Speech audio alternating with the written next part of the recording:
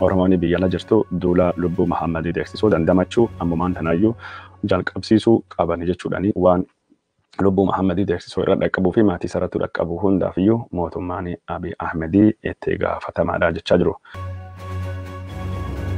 Gareen atileetota Oromoo ka Daraartuu Tulluu of keessaa qabu hidhamtoota siyaasaa mana hidhaa Qaallittii keessatti yeroo ammaan tana lagannaa nyaataa irra jiran daawwachuun warra dhagahame jira. Abiy Ahmed Wallaggaa lixaatii fi qeellam Wallaggaatii fi Shawaa lixaa Amboo daawwachuun isaa dhagahame jira. Maddi oduu Aljazeeraa hidhamtoonni siyaasaa yeroo ammaan tana lagannaa nyaataa irra jiranii fayyaan warra akka malee balaa guddaa keessa seenee jira jechuudhaani barreessa jira.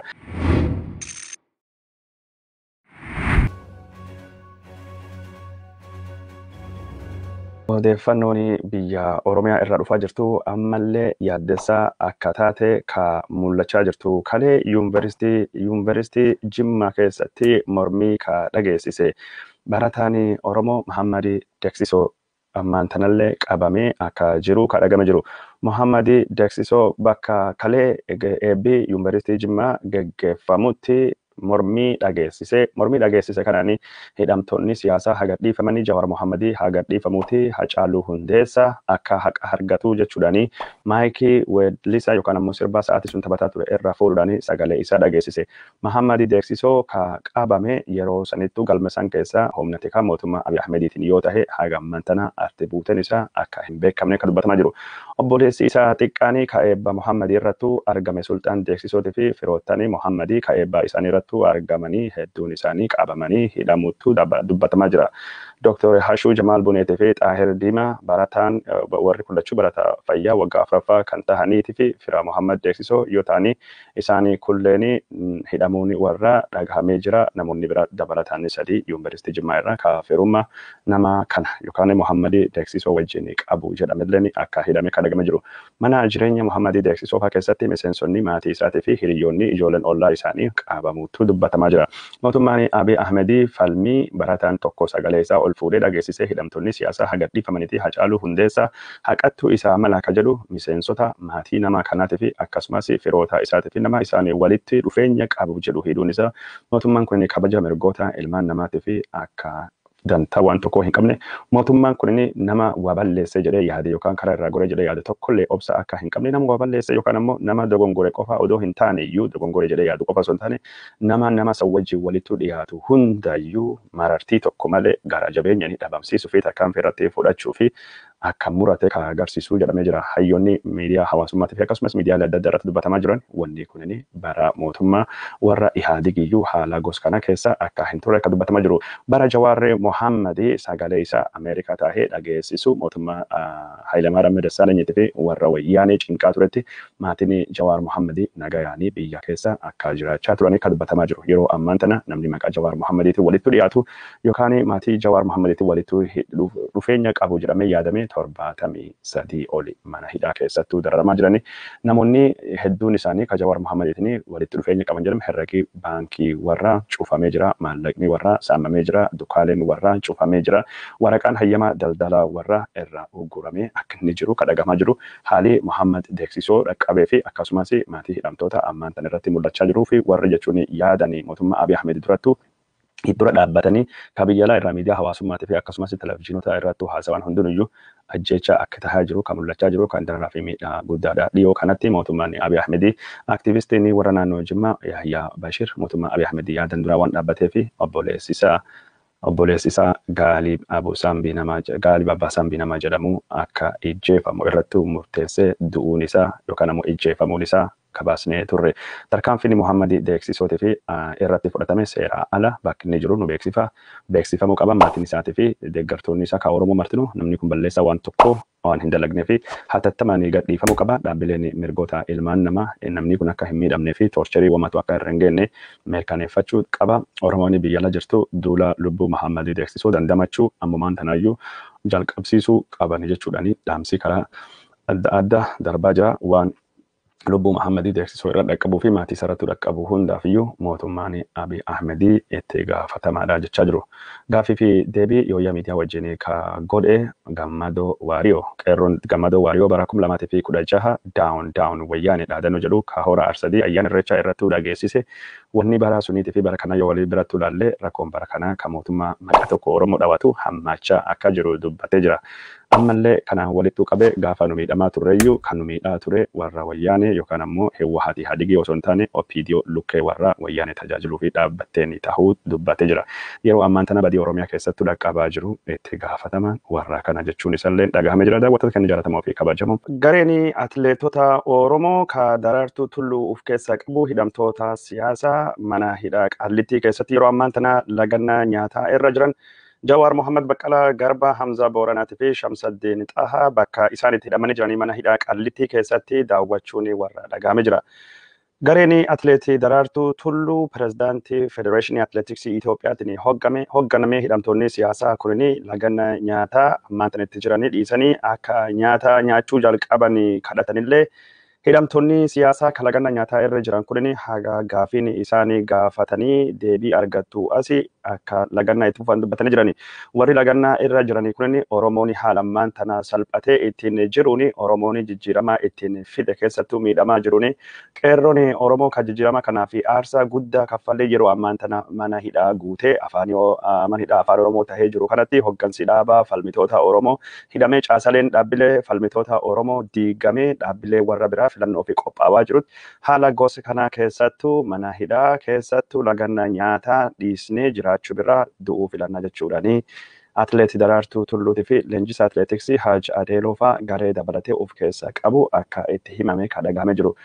Jawar Mohammed Hamza Booranaatii fi Baqqalaa Garba gareen atileetii gameeyyii dabalatee gareen abbootii amantiitii fi akkasumas hayyoonni adda addaa bira deemuudhaan lagannaa nyaataa jalqabanii kan lubbuu warraatii fi yeroo ammaan tana balaa guddaa saaxile kana akka dhiisanii kadhatanillee hagammaa hidhamtoonni siyaasaa yaamicha kana fudhachuu diduun warra dhagahamee jira. Daawwattoota keenya jaallatamoo fi kabajamoo abbaan gadaa Tuulamaa Gobanaa Hoolaa Irreensoo haala siyaasaa Oromiyaa keessa deemaa jiruu fi rakkoo hidhamtoota siyaasaa kan irrattu BBC wajjin dubbatee jira.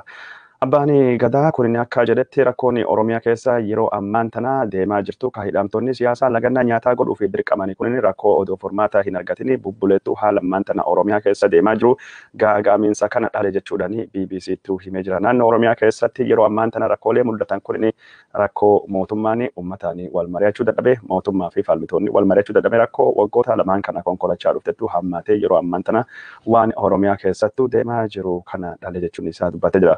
Wanti amma Oromiyaa keessatti deemaa jiru kun maddi isaa rakkina kanaan dura Oromoo irratti hojjetamaa turee fi kuufamettu haga amma furmaata hin argatini bu'uurii rakkoo waan kana jala fura deemu dadhabuudha jechuudhaan abbaan gadaa Gobanaa Hoolaa Irreensoo dubbatee jira. Abbootiin gadaa rakkoo kana furuu fi carraaqanillee akka hin milkoofne dubbate. Oromiyaa keessa yeroo ammaa tana sirna gadaatu jira malee abbootiin gadaa kan hin jiran jedhe. Abbaan gadaa Gobanaa Hoolaa Irreensoo rakkoo kana furuudhaa fi keessattuu dhimma hidhamtoota siyaasaa gamtaan abbootii gadaa Oromoo akka furamu irratti hojjechuu irratti abbootiin gadaa kabiraa fudhachuu dhabuu isallee dubbatee jira. Gamtaan abbootii gadaa waan sirni gadaa hojjetuudha jira. Kan saniin alaa jiru ammoo gadaan xurii hin jaalatu, jeequmsa hin jaalatu, tokkummaa malee jechuudhaan dubbatee jira.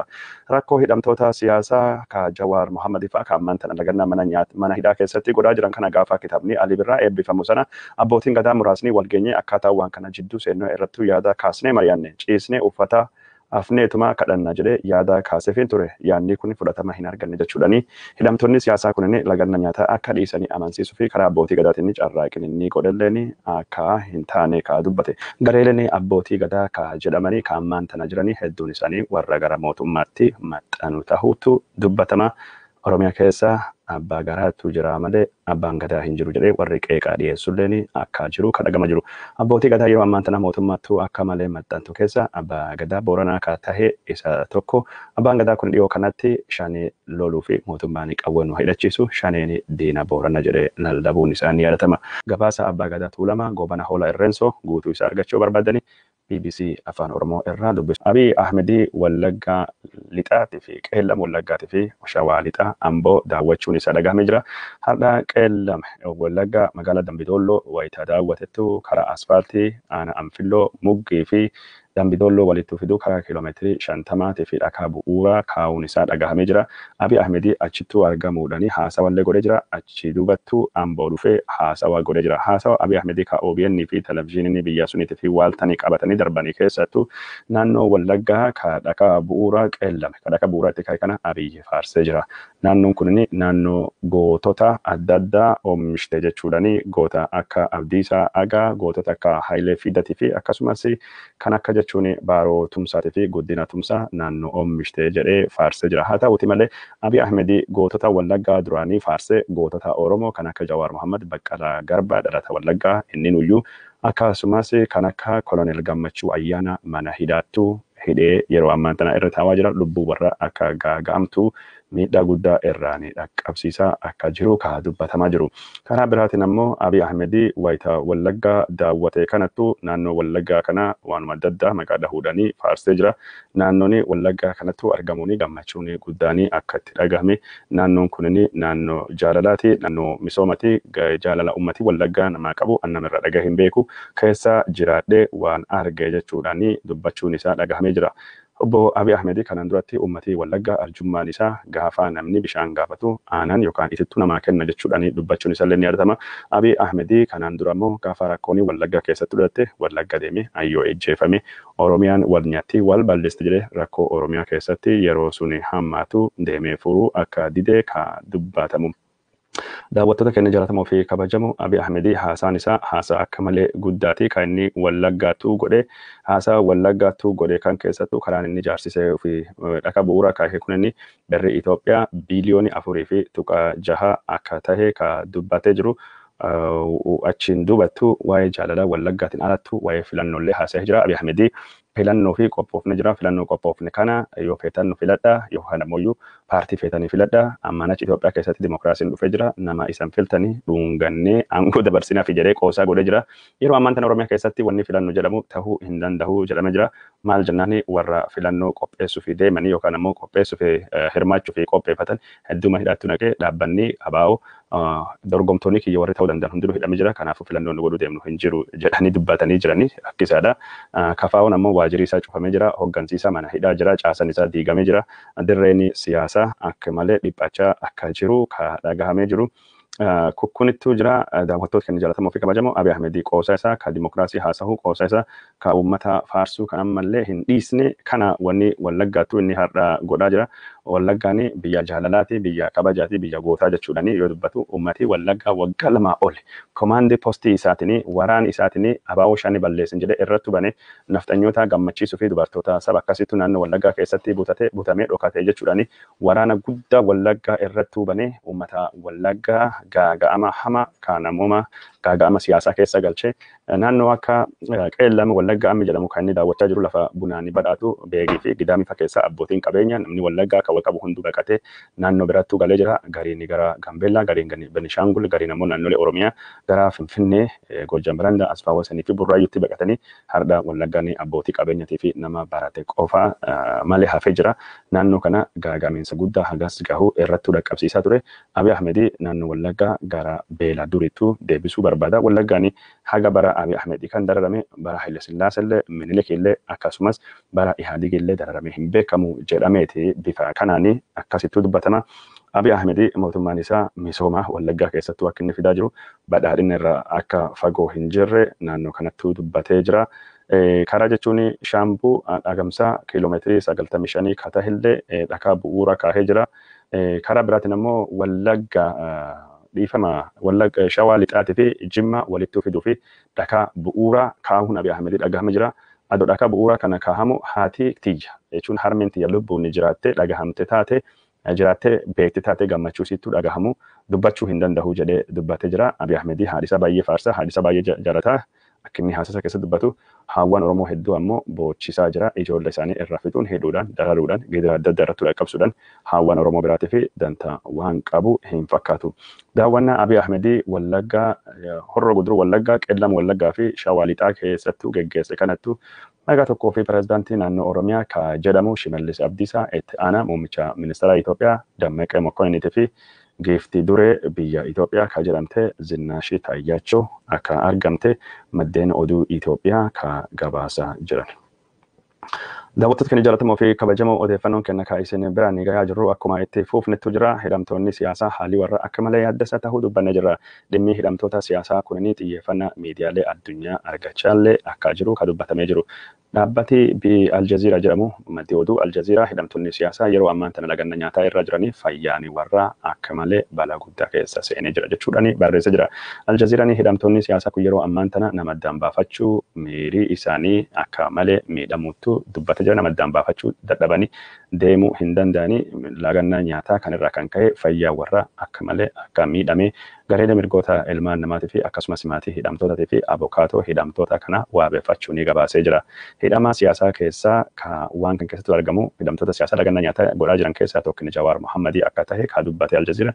Jawar Mohammedii jijjiiramee ammaan tana dhufee akka dhufuu fi nama gahee guddaa taphate paartiin isaa KFO jedhamu filannoo Abiy Ahmed bara 2021 geggeessuu fi qophaa'aa jiru kan keessalleetti paartii Biltsiginnaa kan sodaachisu akka ta'e kan dubbatamaa jiru.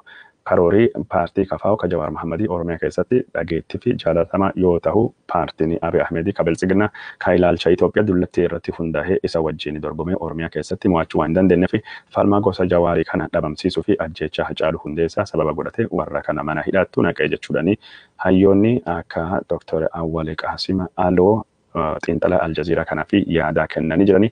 Maatiin Jawar Mohammedii illee yaaddoo guddaa akka qabanii qaamanii hidhamuu baatellee sammuun warra akka hidhamee jiru dubbachaa jiranii. Haati warra Jawar Mohammedii Arfaasee Gammadaa as Ameerikaa kan jirtu Jawar Mohammedii hidhamuu mucaa isaatiin wal arguu akka dadhabe yeroo ammaan tana akka laafee akka dubbattu ganama hunda kaatee yoo miidiyaa hawaasummaa irra deemte yookaan ammoo dhaamsi telefoonaa dhufe yaa rabbi waan hamtuun hin dhageessisini sodaa jettu akka qabdu ka dubbattee jirtu. Jawar Mohammedii faatii hidhamanii jiranii. Nulleeni qaaman as jirra malee qalbiin hidhamnee jirra jechuudhaani dubbattee jirti. Haalli hidhamtoota siyaasaa kun akka guddoo yaaddessaa tahee kan isheen dubbatte. Karaa biraatiin ammoo hidhamtoonni siyaasaa mana hidhaatti dararamaa jiranii tajaajila fayyaa argachuu akka qabanii itti gaafatamtoonni dhaabbata mirgoota ilmaan namaatiif falmatu gaafa Afrikaa Letiishaa Beeder dubbattee jirti. Dhaabbanni Human Rights Watch jedhamu hooggantuun isii gaafa Afrikaa kun akka jette hidhamtoonni siyaasaa yookaan ammoo shakkamtoonni yookaan warri to'annoo seeraa jala jiranii akka seera Itoophiyaatii fi seera addunyaatti mirga gargaarsa fayyaa argachuu qabanii yeroo ammaan tana kun Itoophiyaa keessattuu ta'aa jiru hidhamtoonni siyaasaa kan lagannaa irra jiran kunniin haalli fayyaa isaanii waan akka malee yaaddessa taatee fi mootummaan Itoophiyaa fara dhahamuu qabu akka dhahuu fi hidhamtoota siyaasaa kanaa fi hordoffiin barbaachisa akka godhamuu qabu kan dubbatanii jiran. Daawwattoota keenya jaallatamoo fi kabajamoo odeeffannoon keenya kan isin biraan gahaa jirru akkuma itti fufettu jira. Oromiyaa mormii bakka adda addaatu gaggeeffamaa jiru mootummaan Biltsiginnaa raafamaa fi rifannoota hama keessa akka seene kan dubbatamaa jiru. Mormii haga ammaan tana Oromiyaa bakka adda addaa keessattuu gaggeeffamaa jiruun milkiin gurguddaan mul'ata jira. Mootummaan Biltsiginnaa Abiy Ahmed deeggarsa qaba jechuudhaa fi hiriira torbaan lamaan duratti ka'uuf yaamee ture. Torbaan kana keessattuu ammoo hiriira yaamamee falmitoota ukkaamsee jira. Ukkaamsa kana ammoo karaa meeshaa waraanaatiin godhee jira. Amma ammoo Oromoon hiriira bahuu waan jalqabee fi uummata Oromoo sobuu fi dhakaa bu'uuraa kijibaa kan Ihaadii geessanii Biltsiginnaa illee dhakaa bu'uuraa sana naquu jalqabee jira. Dhakaa bu'uuraa sun kaahuu jalqabee akka jiru kan dubbatamaa jiru. Mootummaan Biltsiginnaa badhaadhina finnaa jedhee dubbatullee haga ammaa badhaadhina fiduu hin dandeenye. Adeemsi Abiy Ahmed haadha jechuun Wallaggaa Horroo Guduruu Qeellam Wallaggaatii fi Shawaa Lixattuu dhakaa bu'uuraa kaahee kunini adeemsa kanaan durattu Ihaadigiin bakka adda addattu uummata sobuudhaaf yeroo filannoon dhufu dhakaa bu'uuraa naqan sunirra adda akka hin taane kan dubbatamaa jiru. Abiy Ahmed kanaan durattu dhakaan bu'uuraa naqamuu hin jiru. Dhakaa bu'uuraa waggoota 27 Ihaadigiin naqee barbaadanii guuranii arguun rakkoodha. Kanaafuu caasalee misoomaa kan warri duraanii jalqabsiisee bakkaan baasu malee dhakaa bu'uuraa hin kennu jedhee jira. Amma ammoo fakkeessa fi dhimmi Oromoo dhimma misoomaatii malee gaaffileen bira deebite waan jiruu fi dhakaa bu'uuraa misoomaa silaa ijaaramuu hin deemne fi naquu akka jalqabee kan dhagahamaa jiru. Dhakaan bu'uuraa Abiy Ahmed naqee kunin kanaan durattu dhakaa jechuun aadeeti. Yookaan ammoo naannoo Tigraay bakka OPDO'n itti hundooftetu naqameen wal fakkaata jechuudhaan aktivistiin Oromoo takkiin Caffee Raamesii kaa'aa jedhamu karaa miidiyaa hawaasummaa irratti barreeffamaa jira. Uummatni Oromoo gaaffiin isaa gaaffii federeeshinii kan tikfachuu ofiin of bulchuu hayyoota isaa manidhaatii baafachuu fi akkasumas walqixxummaa Itoophiyaa keessatti fidu malee gaafa uummatni Oromoo gaaffii isaa kan dhugaa kan haqaa gaafate dhakaa bu'uuraatii fi misoomaa jedhamuun sobamee bira darbamuu miti jechuudhaan akkasitti dubbatamaa jira. Wayita Abiy Ahmed dhakaalee bu'uuraa kana kaahee misoomaa finnaa Itoophiyaa Itoophiyaan jechuun gara badhaadhinattu deemaa jirtu jiru kanattu Itoophiyaan raafamaa dinagdee hama keessa seentee jirti. Liqni biyya alaa irraa argamullee dhaabbatee jira. Dhaabbileen akka baankii addunyaatii fi maallaqa addunyaas gargaarsa Itoophiyaa kennamu irra dhaabanii jirani. Mootummaan Ameerikaatii fi gamtaan Awurooppaas gargaarsa mootummaa Itoophiyaatii fi kennanii dhaabanii jirani. Mootummaan Itoophiyaa yeroo ammaa kana misooma akkasii dhiisii baajetii idilee hojjettoota isaatii fi raayyaa ittisaatii fi mindaa kaffaluu dadhabee akka rakkachaa jiru kan dubbatamaa jiru.